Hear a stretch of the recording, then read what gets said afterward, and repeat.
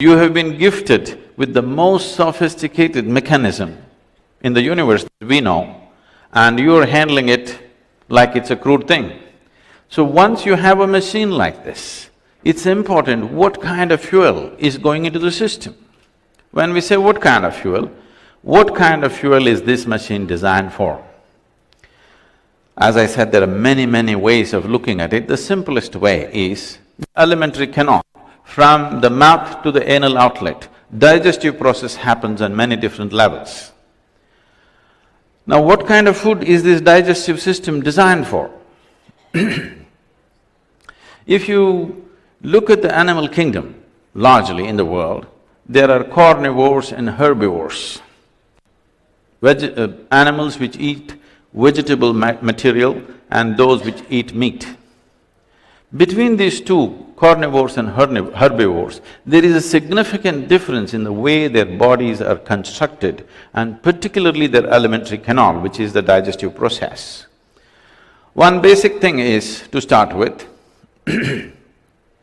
if you look at all the herbivorous animals, they have incisors in the front, cutting teeth, and molars at the back, which are grinding teeth.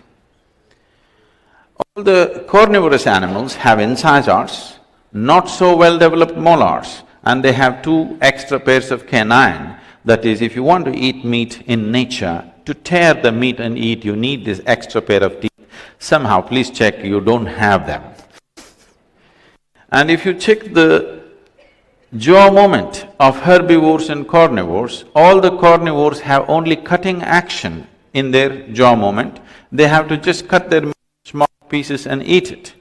All the herbivorous animals have cutting and grinding action because you're supposed to grind your food. Why this design difference is, if you ever put a little bit of rice in your mouth and leave it there for a minute and close your eyes and observe, you will notice the rice will turn sweet, raw rice will turn sweet in your mouth because the carbohydrates are being converted into sugar right here in your mouth region. Because there is a certain enzyme called phthalate in your saliva, which every herbivorous animal has, which starts the digestive process in the mouth region itself. None of the carnivorous animals have this, so they only cut and eat, swallow their food. Herbivores are supposed to chew their food and eat. If you go a little further, the length of the alimentary canal, if you look at it, in all the carnivorous animals, it's only 3 times the length. In all the herbivorous animals, the length of the alimentary canal is approximately 5 to 6 times the length of your body. Do you know what is the length of this pipe running through your body? No, there are doctors. I'm sorry? It is anywhere between 24 to 30 feet, which is approximately 5 to 6 times the length of your body. So in this kind of alimentary canal, if you put the duration of time that a particular food item takes to pass through, if you put raw meat into the system, it will take anywhere between 70 to 72 hours to pass through the system. If you put cooked meat into the system, it will take 48 to 52 hours to pass through the system. If you put cooked vegetarian meals, it will take 24 to 30 hours to pass through the system. If you put an uncooked vegetable, it will take 12 to 15 hours to pass through the system. If you put a fruit, it will take 2.5 to 3 hours to pass through the system. If you keep raw meat outside in summer, for 72 hours, what happens? Similar things happen in your body, or in other words, enormous amount of rotting process happens and excessive bacterial activity is taking place within the body. Keeping these bacterial levels lower in the body becomes the biggest function that the body is doing right now, which makes one… I see that with regular lunch, dinner these everywhere, either coffee or worse, Coke is being served, because without that, most people will fall asleep on the table, because that is the nature of food that we are consuming. The level of inertia that this food is creating is such. Now, all the doctors, particularly in the West, are saying minimum 8 hours you must sleep. Sleep is not a requirement in the body. Restfulness is a requirement in the body. When I say restfulness, right now I'm standing, walking and speaking, but if you check my pulse on an empty stomach, you will see my pulse will be somewhere between 36 to 44. Right now, it may be in the range of around 50. If body is going at an easier pace, the amount of rest that it demands in terms of shutting down will come down considerably. It's like you have a car which needs 15 days in a month, it needs to be serviced. You could as well walk, ride a bicycle, you know. If it needs 1 day in a month service, all right. If it needs 15 days servicing in 1 month's time, it's not worth having. That is how one will begin to feel about their own body. When it needs too much servicing, you wonder why the hell you're here. That thought will very easily come. When the body pulls you down, people will wonder, why am I here? What am I doing? These questions will come. Businesswomen who have big plans in their life, the most important thing is have a vibrant and alert body which is willing to do what you want, which is willing to stay awake, which is willing to wake up when you want. It doesn't fall asleep in the middle of something. It's very, very important to have an alert and agile body. Now, nourishment problems are there.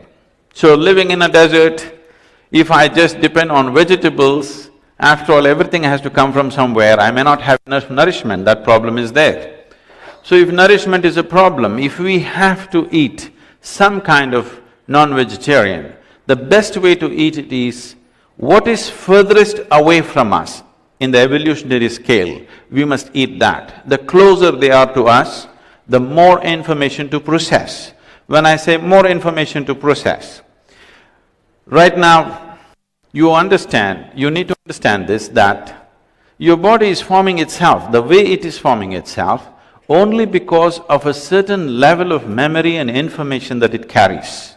When I say memory and information, people think memory and information is in their mind.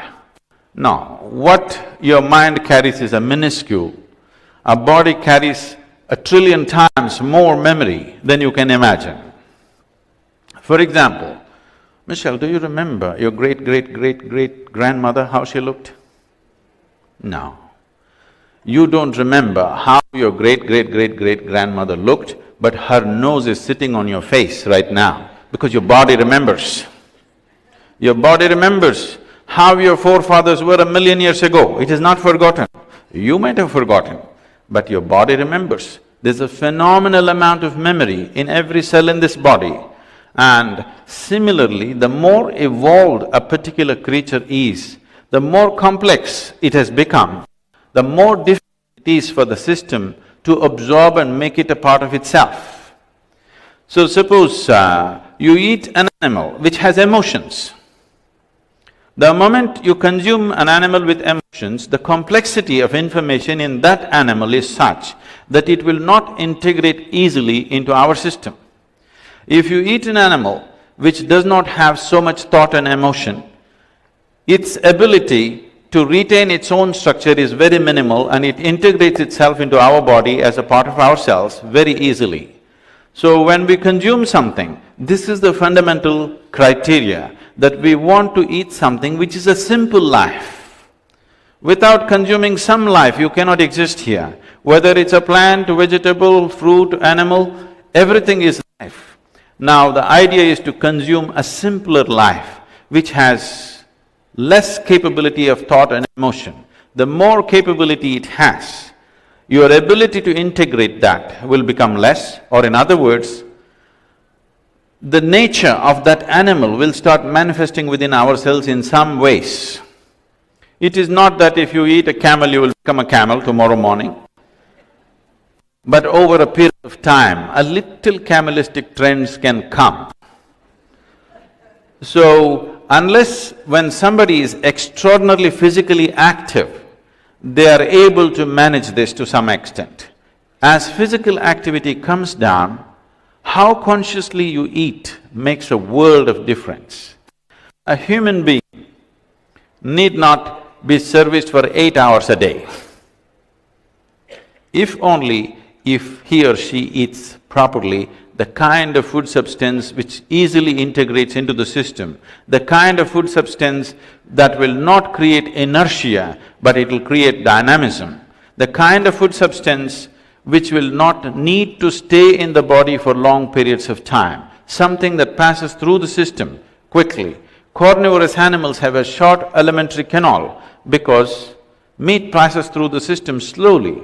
Herbivores have a long alimentary canal because vegetable matter passes through the system very quickly. And we have a long alimentary canal, and the purpose of a long alimentary canal is a more complex process is possible. When a more complex process is possible, what it means is the quality and the nature of the food in some way impacts us in character, in the way we are, in the way we think, emote and behave within ourselves and around us.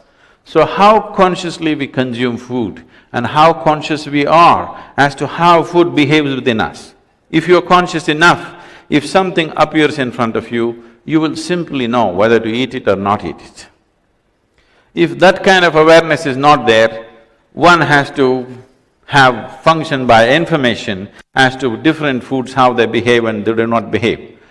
I was speaking to a medical group in United States, and I told them, the way America is eating right now, if you change the way you're eating, you can bring down 60% of the incidence of cancer in this country, simply if you change the way you're eating.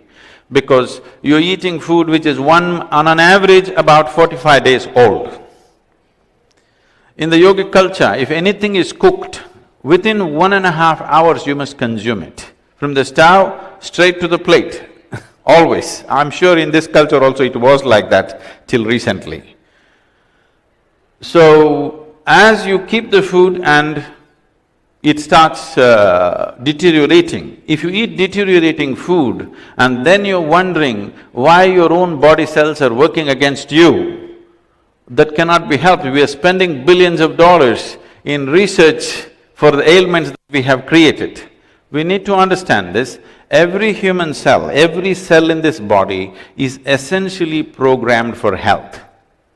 But right now, 70% of the ailments on the planet are chronic, or in other words, they're self-created. There are infectious diseases which are an invasion from another organism. That has to be dealt with medicine. All the chronic ailments, whatever it is manufactured from within. Why would our own body manufacture ailment for us? Simply because without understanding the fundamentals of how it functions, and one important part of it is what we consume and how we consume. If we change this one aspect as to what we're consuming and how we consume it, health could be a natural process for most people. I would say 60 to 70% of the population will never get into health if only there's a little more conscious way of eating on this planet.